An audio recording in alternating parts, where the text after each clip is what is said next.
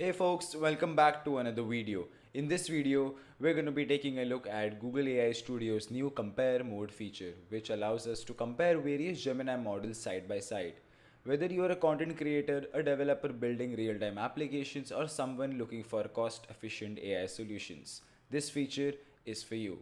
So let's jump right into this video. This is the official announcement that has been made on the Google for Developers blog. I'll be leaving this link in the description. You can check that out. And this article basically just highlights and looks at the compare mode feature that has been released for Google AI Studio, which allows you to compare Gemini models. And let's get right into it.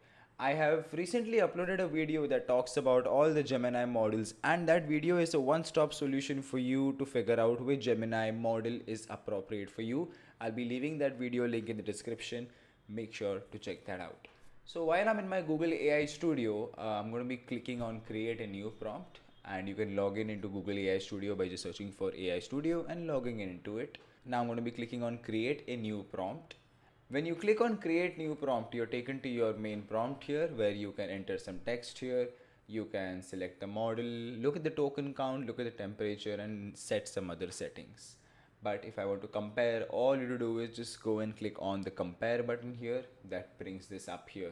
And here now you can compare and select the model that you want on each side. So on this side, I'm going to be keeping the 1.5 Flash model. And on this side, I'm going to be keeping the Gemini 1.5 Pro model. The first use case that we're going to be having for this video is going to be a simple content generation one where I give it a prompt to both of the models and I see which one responds better or how they respond to it. So let's take a look at the testing environment and the metrics. So we're going to be looking at response time where we'll be comparing both the models' response time.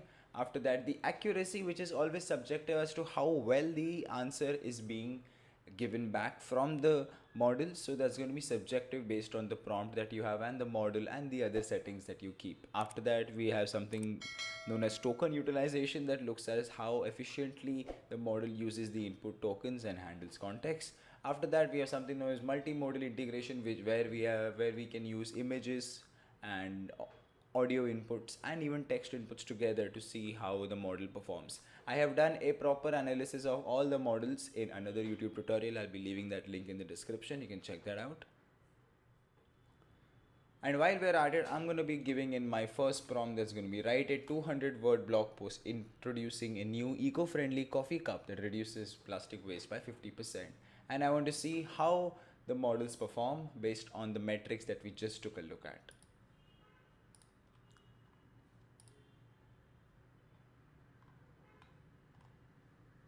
As you can see, the Pro version provides a more detailed and engaging narrative, perfect for creative writing, while the Flash model is faster but generates a simple version.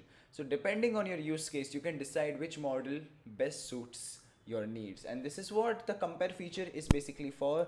You're allowed to use different models here. You can even use the fine-tuned models that you have by scrolling down here and looking at the tuned models, and you can compare. You can look at the token settings here. You can add some other settings here by looking at the temperature, advanced settings, and safety settings. And this is how basically you can use the compare feature to your advantage inside of Google AI Studio. So there you have it. Google AI Studio's compare mode makes selecting the right Gemini model easier, whether for content creation, real-time support, or even technical solutions. It's a powerful tool to enhance your workflow. Don't forget to try it out. I'll be leaving all the resources and the links in the description, and do let me know what your thoughts are about the new feature in the comment section. If you like this video, then don't forget to like, share, and for more content hit the subscribe button. I'll see you in the next one.